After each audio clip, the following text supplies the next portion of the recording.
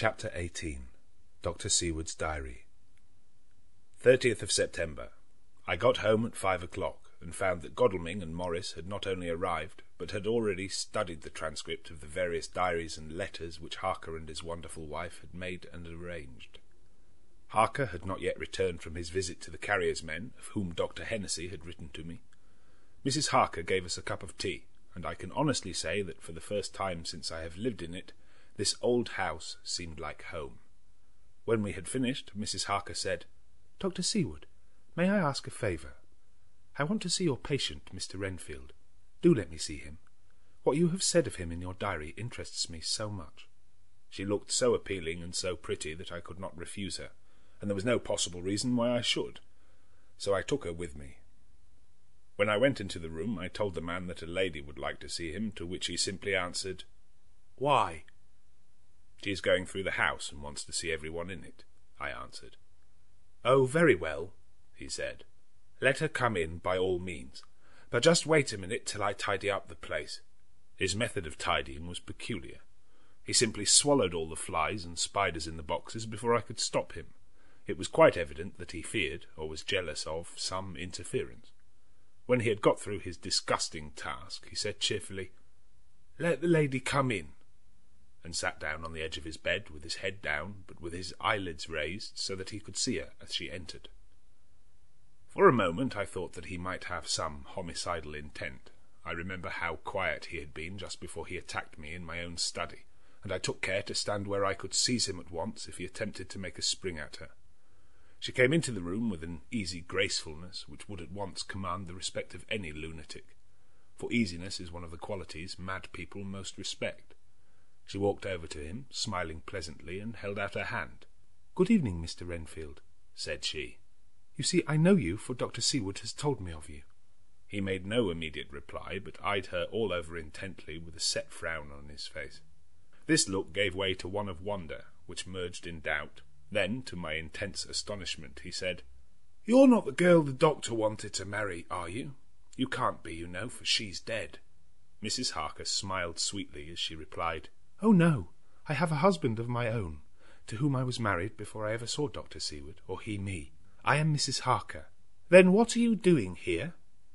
"My husband and I are on a visit with Dr. Seward." "Then don't stay." "But why not?" I thought that this style of conversation might not be pleasant to Mrs. Harker any more than it was to me, so I joined in. "How did you know I wanted to marry anyone?" His reply was simply contemptuous, given in a pause in which he turned his eyes from Mrs. Harker to me, instantly turning them back again. "What an asinine question!" "I don't see that at all, Mr. Renfield," said Mrs. Harker at once, championing me. He replied to her with as much courtesy and respect as he had shown contempt to me. "You will of course understand, Mrs. Harker, that when a man is so loved and honoured as our host is, everything regarding him is of interest in our little community. Dr. Seward is loved not only by his household and his friends, but even by his patients, who, being some of them hardly in mental equilibrium, are apt to distort causes and effects.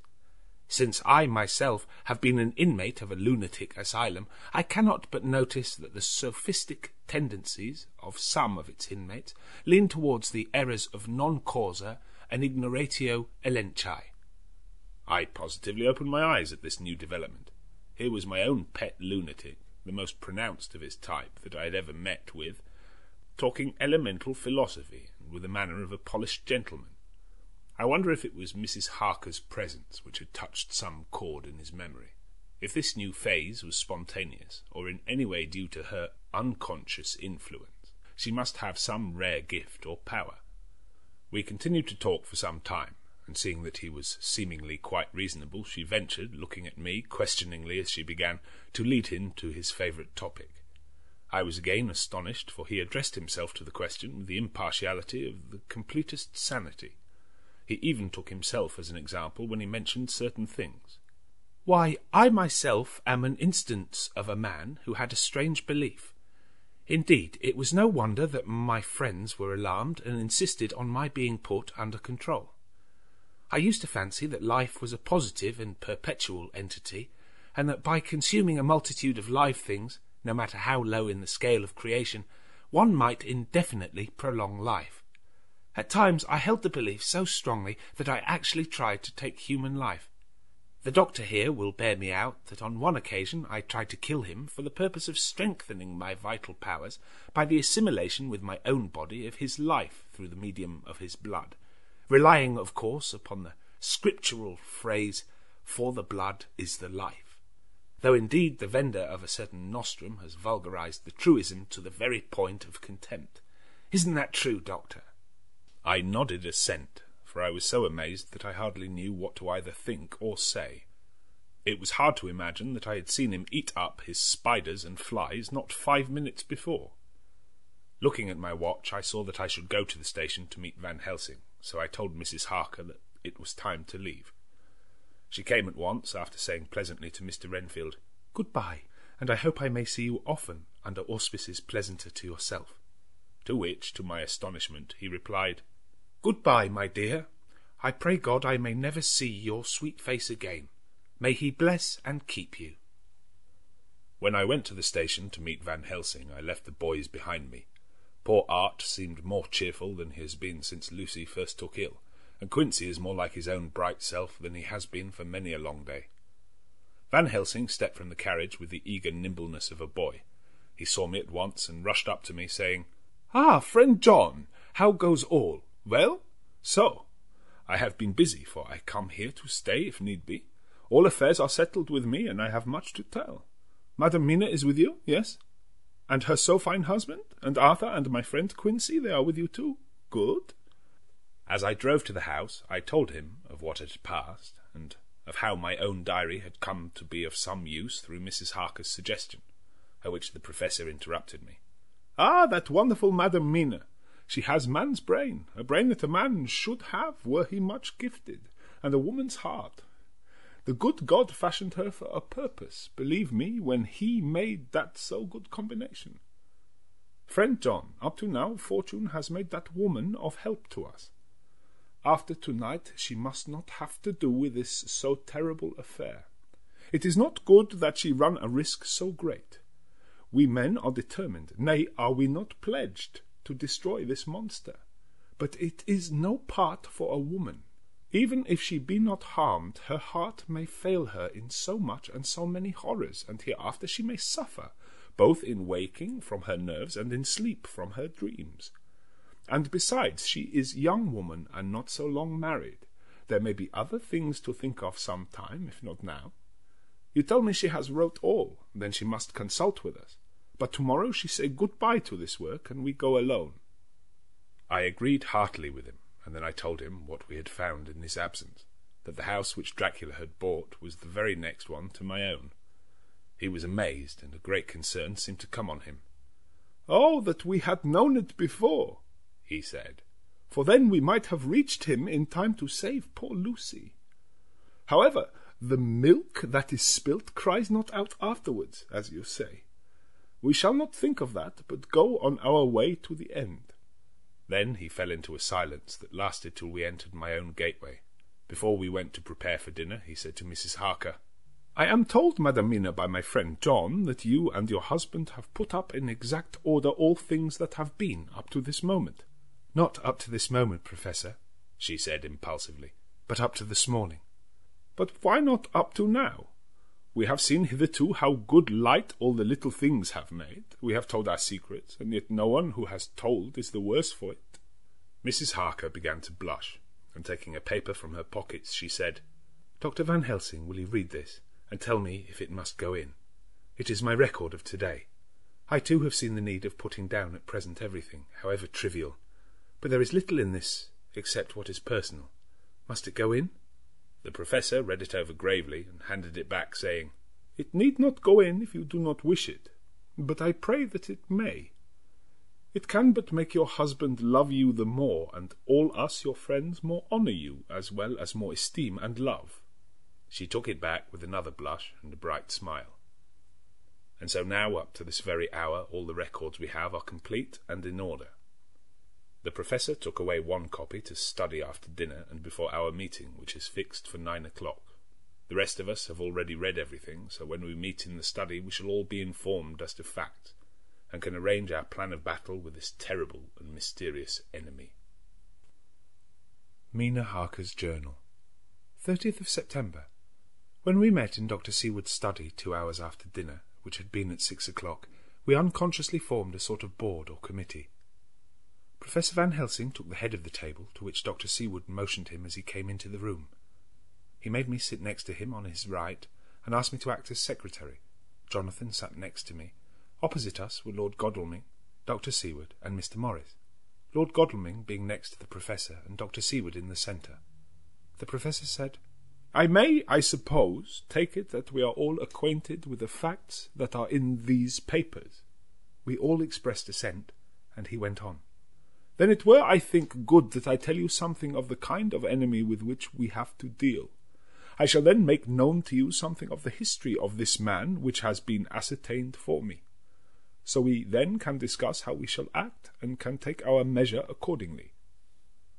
There are such beings as vampires. Some of us have evidence that they exist. Even had we not the proof of our own unhappy experience, the teachings and the records of the past give proof enough for sane peoples. I admit that at the first I was sceptic. Were it not that through long years I have trained myself to keep an open mind, I could not have believed until such time as that fact thunder in my ear. See, I prove. Alas! Had I known at the first what now I know, nay, had I even guessed at him, one so precious life had been spared to many of us who did love her. But that is gone, and we must so work that other poor souls perish not whilst we can save. The Nosferatu do not die like the bee when he sting once. He is only stronger, and being stronger have yet more power to work evil. This vampire which is amongst us is of himself so strong in person as 20 men. He is of cunning more than mortal, for his cunning be the growth of ages.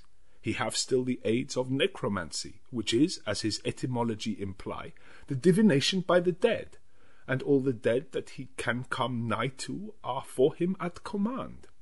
He is brute, and more than brute. He is devil in callous, and the heart of him is not.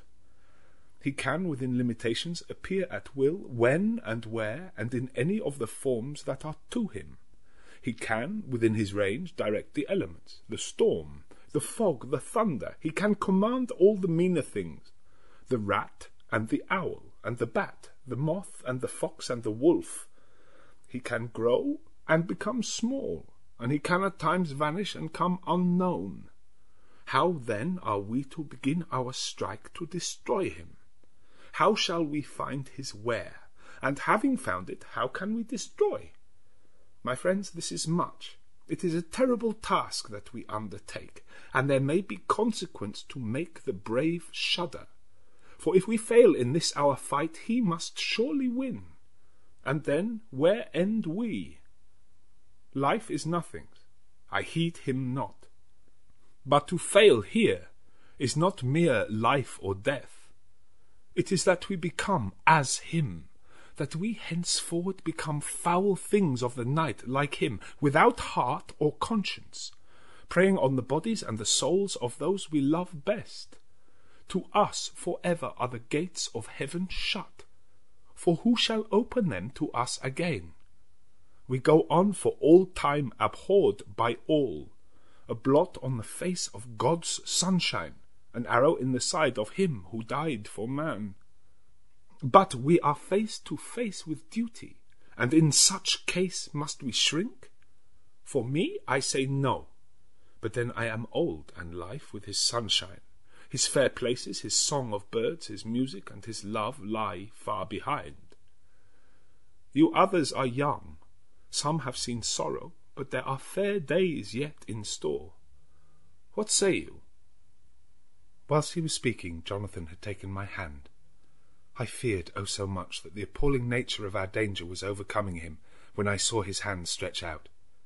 But it was life to me to feel its touch, so strong, so self-reliant, so resolute. A brave man's hand can speak for itself. It does not even need a woman's love to hear its music. When the Professor had done speaking, my husband looked in my eyes and I in his. There was no need for speaking between us. I answer for Mina and myself. He said, "Count me in, Professor," said Quincey Morris, laconically as usual. "I am with you," said Lord Godalming, "for Lucy's sake, if for no other reason." Dr. Seward simply nodded. The Professor stood up, and after laying his golden crucifix on the table, held out his hand on either side. I took his right hand, and Lord Godalming his left. Jonathan held my right with his left, and stretched across to Mr. Morris. So as we all took hands, our solemn compact was made. I felt my heart icy cold, but it did not even occur to me to draw back. We resumed our places, and Dr. Van Helsing went on with a sort of cheerfulness which showed that the serious work had begun. It was to be taken as gravely and in as business-like a way as any other transaction of life. "Well, you know what we have to contend against, but we too are not without strength.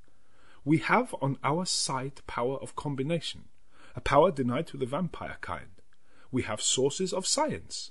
We are free to act and think, and the hours of the day and the night are ours equally. In fact, so far as our powers extend, they are unfettered, and we are free to use them. We have self-devotion in a cause, and an end to achieve which is not a selfish one. These things are much. Now let us see how far the general powers arrayed against us are restrict, and how the individual cannot. In fine, let us consider the limitations of the vampire in general, and of this one in particular. All we have to go upon are traditions and superstitions. These do not at the first appear much when the matter is one of life and death, nay, of more than either life or death. Yet must we be satisfied. In the first place, because we have to be. No other means is at our control. And secondly, because after all these things, tradition and superstition are everything. Does not the belief in vampires rest for others, though not, alas, for us on them? A year ago, which of us would have received such a possibility in the midst of our scientific, sceptical, matter-of-fact 19th century? We even scouted a belief that we saw justified under our very eyes. Take it then that the vampire and the belief in his limitations and his cure rest for the moment on the same base. For let me tell you, he is known everywhere that men have been. In old Greece, in old Rome, he flourished in Germany, all over, in France, in India, even in the Chernobyl, and in China. So far from us in all ways, there even is he, and the peoples fear him at this day. He have followed the wake of the berserker Icelander, the devil-begotten Hun, the Slav, the Saxon, the Magyar. So far, then, we have all we may act upon. And let me tell you that very much of the beliefs are justified by what we have seen in our own so unhappy experience. The vampire live on, and cannot die by mere passing of the time. He can flourish when that he can fatten on the blood of the living. Even more, we have seen amongst us that he can even grow younger, that his vital faculties grow strenuous and seem as though they refresh themselves when his special pabulum is plenty. But he cannot flourish without this diet. He eat not as others. Even friend Jonathan, who lived with him for weeks, did never see him to eat, never. He throws no shadow, he make in the mirror no reflect, as again Jonathan observe. He has the strength of many of his hand. Witness again Jonathan when he shut the door against the wolves, and when he help him from the diligence too. He can transform himself to wolf, as we gather from a ship arrival in Whitby when he tear open the dog. He can be as bad, as Madam Mina saw him on the window at Whitby, and as friend John saw him fly from this so near house, and as my friend Quincey saw him at the window of Miss Lucy. He can come in mist which he create. That noble ship's captain proved him of this. But from what we know, the distance he can make this mist is limited, and it can only be round himself. He come on moonlight rays as elemental dust, as again Jonathan saw those sisters in the castle of Dracula. He becomes so small, we ourselves saw Miss Lucy, ere she was at peace, slip through a hair-breadth space at the tomb door. He can, when once he find his way, come out from anything or into anything, no matter how close it be bound or even fused up with fire, solder you call it. He can see in the dark, no small power this in a world which is one half shut from the light.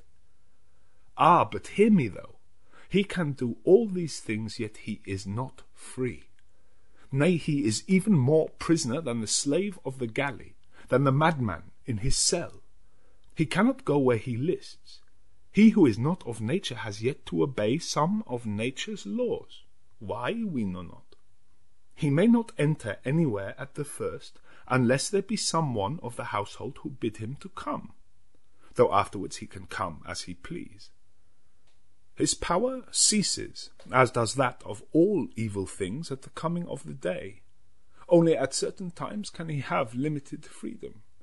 If he be not at the place whither he is bound, he can only change himself at noon or at exact sunrise or sunset. These things are we told, and in this record of ours we have proof by inference. Thus, whereas he can do as he will within his limit, when he have his earth home, his coffin home, his hell home, the place unhallowed, as we saw when he went to the grave of the suicide at Whitby, still at other time he can only change when the time come.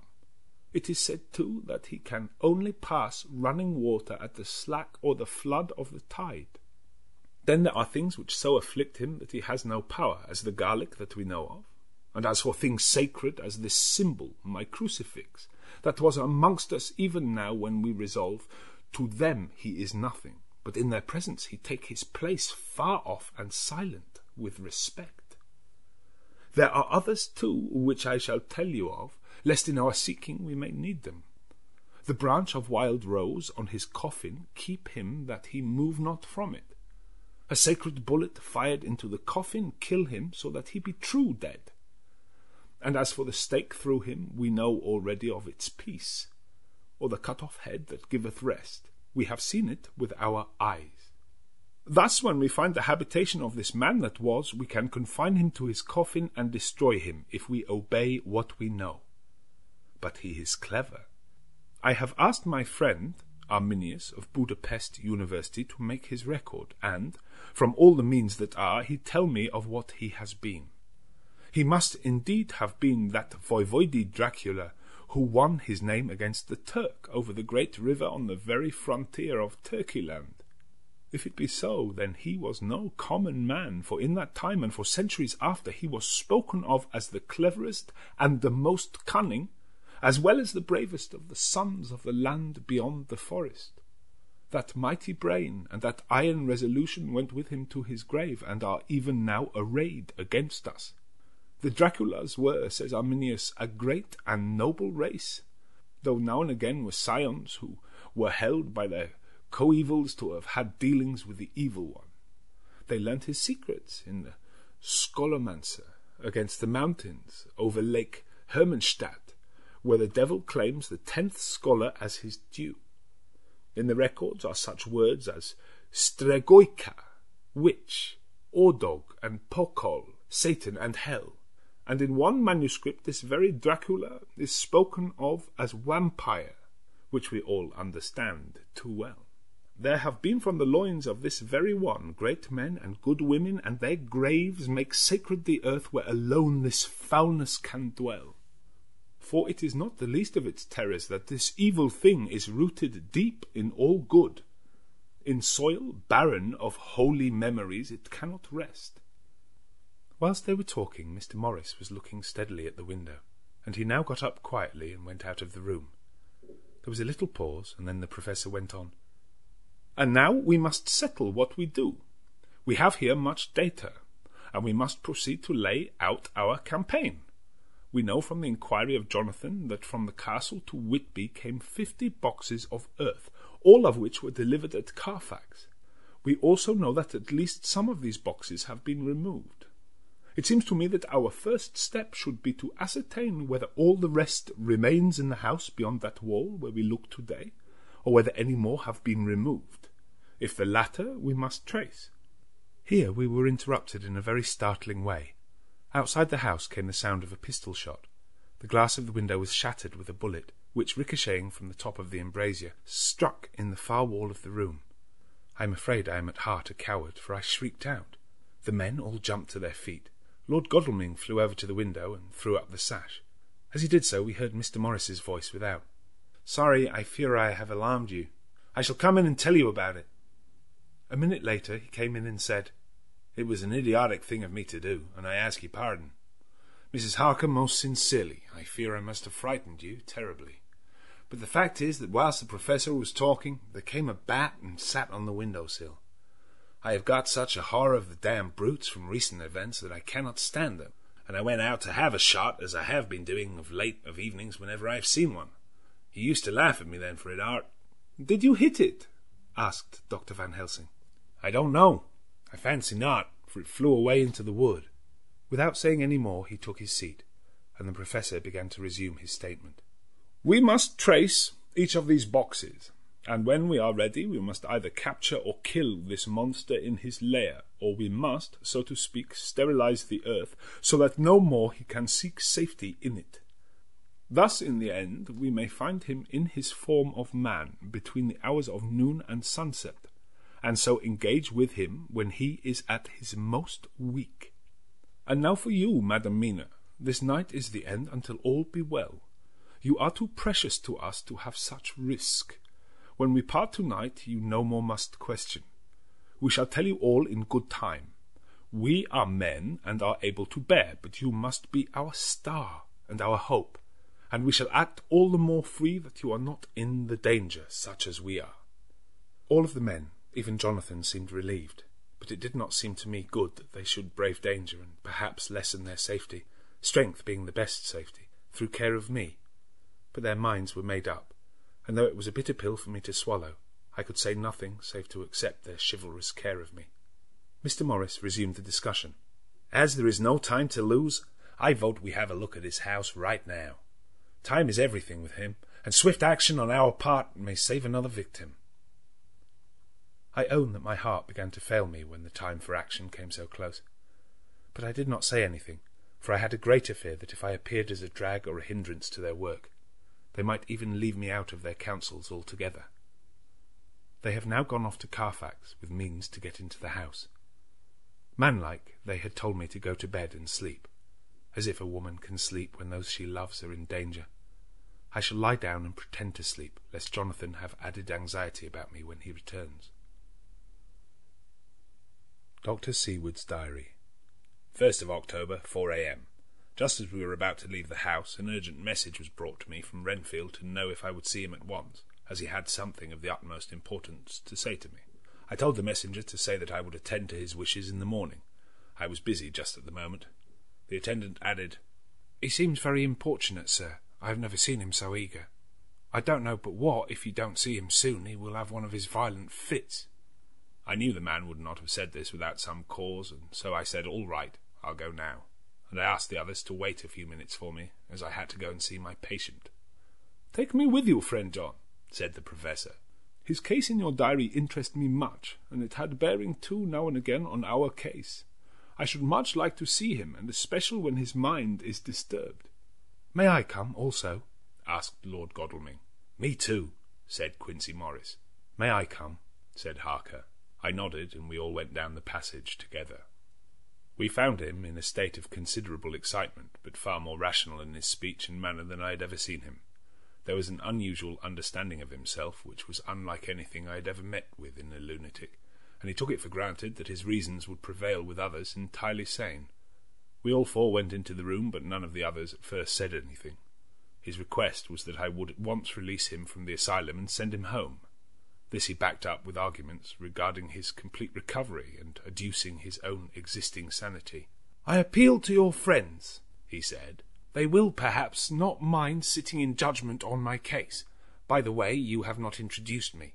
I was so much astonished that the oddness of introducing a madman in an asylum did not strike me at the moment, and besides there was a certain dignity in the man's manner, so much of the habit of equality, that I at once made the introduction. Lord Godalming, Professor Van Helsing, Mr. Quincy Morris of Texas, Mr. Renfield. He shook hands with each of them, saying in turn, "Lord Godalming, I had the honour of seconding your father at the Wyndham. I grieve to know by your holding the title that he is no more. He was a man loved and honoured by all who knew him, and in his youth was, I have heard, the inventor of a burnt rum punch much patronised on Derby night. Mr. Morris, you should be proud of your great state. Its reception into the Union was a precedent which may have far-reaching effects hereafter, when the pole and the tropics may hold alliance to the stars and stripes. The power of treaty may yet prove a vast engine of enlargement, when the Monroe Doctrine takes its true place as a political fable. What shall any man say of his pleasure at meeting Van Helsing? Sir, I make no apology for dropping all forms of conventional prefix. When an individual has revolutionized therapeutics by his discovery of the continuous evolution of brain matter, conventional forms are unfitting, since they would seem to limit him to one of a class. You gentlemen, who by nationality, by heredity, or by the possession of natural gifts are fitted to hold your respective places in the moving world, I take to witness that I am as sane as at least the majority of men who are in full possession of their liberties. And I am sure that you, Dr. Seward, humanitarian and medico-jurist as well as scientist, will deem it a moral duty to deal with me as one to be considered as under exceptional circumstances. He made this last appeal with a courtly air of conviction which was not without its own charm. I think we were all staggered. For my own part, I was under the conviction, despite my knowledge of the man's character and history, that his reason had been restored, and I felt under a strong impulse to tell him that I was satisfied as to his sanity, and would see about the necessary formalities for his release in the morning. I thought it better to wait, however, before making so grave a statement, for of old I knew the sudden changes to which this particular patient was liable. So I contented myself with making a general statement that he appeared to be improving very rapidly, that I would have a longer chat with him in the morning, and would then see what I could do in the direction of meeting his wishes. This did not at all satisfy him, for he said quickly, "But I fear, Dr. Seward, that you hardly apprehend my wish. I desire to go at once, here, now, this very hour, this very moment, if I may. Time presses, and in our implied agreement with the old scythe man it is of the essence of the contract. I am sure it is only necessary to put before so admirable a practitioner as Dr. Seward so simple yet so momentous a wish to ensure its fulfilment." He looked at me keenly, and seeing the negative in my face, turned to the others and scrutinized them closely. Not meeting any sufficient response, he went on, "Is it possible that I have erred in my supposition?" "You have," I said frankly, but at the same time, as I felt, brutally. There was a considerable pause, and then he said slowly, "Then I suppose I must only shift my ground of request. Let me ask for this concession, boon, privilege, what you will. I am content to implore in such a case not on personal grounds, but for the sake of others. I am not at liberty to give you the whole of my reasons, but you may, I assure you, take it from me that they are good ones, sound and unselfish, and spring from the highest sense of duty. Could you look, sir, into my heart, you would approve to the full the sentiments which animate me. Nay, more, you would count me amongst the best and truest of your friends." Again he looked at us all keenly. I had a growing conviction that this sudden change of his entire intellectual method was but yet another form or phase of his madness, and so determined to let him go on a little longer, knowing from experience that he would, like all lunatics, give himself away in the end. Van Helsing was gazing at him with a look of utmost intensity, his bushy eyebrows almost meeting with the fixed concentration of his look. He said to Renfield in a tone which did not surprise me at the time, but only when I thought of it afterwards, for it was as of one addressing an equal, "Can you not tell me frankly your real reason for wishing to be free tonight? I will undertake that if you will satisfy even me, a stranger, without prejudice and with the habit of keeping an open mind, Dr. Seward will give you, at his own risk and on his own responsibility, the privilege you seek."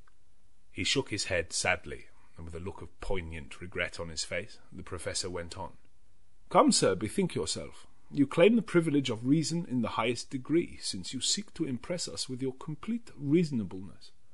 You do this, whose sanity we have reason to doubt, since you are not yet released from medical treatment for this very defect. If you will not help us in our effort to choose the wisest course, how can we perform the duty which you yourself put upon us? Be wise and help us, and if we can, we shall aid you to achieve your wish." He still shook his head as he said, Dr. Van Helsing, I have nothing to say. Your argument is complete, and if I were free to speak, I should not hesitate a moment. But I am not my own master in the matter. I can only ask you to trust me. If I am refused, the responsibility does not rest with me." I thought it was now time to end the scene, which was becoming too comically grave, so I went towards the door, simply saying, "Come, my friends, we have work to do. Good night." As, however, I got near the door, a new change came over the patient. He moved towards me so quickly that for a moment I feared that he was about to make another homicidal attack. My fears, however, were groundless, for he held up his 2 hands imploringly and made his petition in a moving manner. As he saw that the very excess of his emotion was militating against him by restoring us more to our old relations, he became still more demonstrative. I glanced at Van Helsing and saw my conviction reflected in his eyes, so I became a little more fixed in my manner, if not more stern, and motioned to him that his efforts were unavailing. I had previously seen something of the same constantly growing excitement in him when he had to make some request of which at the time he had thought so much, such, for instance, as when he wanted a cat, and I was prepared to see the collapse into the same sullen acquiescence on this occasion. My expectation was not realized, for when he found out that his appeal would not be successful, he got into quite a frantic condition. He threw himself on his knees and held up his hands, wringing them in plaintive supplication, and poured forth a torrent of entreaty, with the tears rolling down his cheek and his whole face and form expressive of the deepest emotion. "Let me entreat you, Dr. Seward. Oh, let me implore you to let me out of this house at once. Send me away how you will and where you will. Send keepers with me with whips and chains. Let them take me in a strait waistcoat, manacled and leg-ironed, even to a jail, but let me get out of this. You don't know what you do by keeping me here. I am speaking from the depths of my heart, of my very soul. You don't know whom you wrong or how, and I may not tell. Woe is me! I may not tell. By all you hold sacred, by all you hold dear, by your love that is lost, by your hope that lives, for the sake of the Almighty, take me out of this and save my soul from guilt. Can't you hear me, man? Can't you understand? Will you never learn? Don't you know that I am sane and earnest now, that I am no lunatic in a mad fit, but a sane man fighting for his soul? Oh, hear me, let me go, let me go, let me go." I thought that the longer this went on, the wilder he would get, and so would bring on a fit. So I took him by the hand and raised him up. "Come," I said sternly, "no more of this. We have had quite enough already. Get to your bed and try to behave more discreetly." He suddenly stopped and looked at me intently for several moments. Then, without a word, he rose and, moving over, sat down on the side of the bed. The collapse had come, as on former occasion, just as I had expected. When I was leaving the room, last of our party, he said to me in a quiet, well-bred voice, "You will, I trust, Dr. Seward, do me the justice to bear in mind later on that I did what I could to convince you tonight.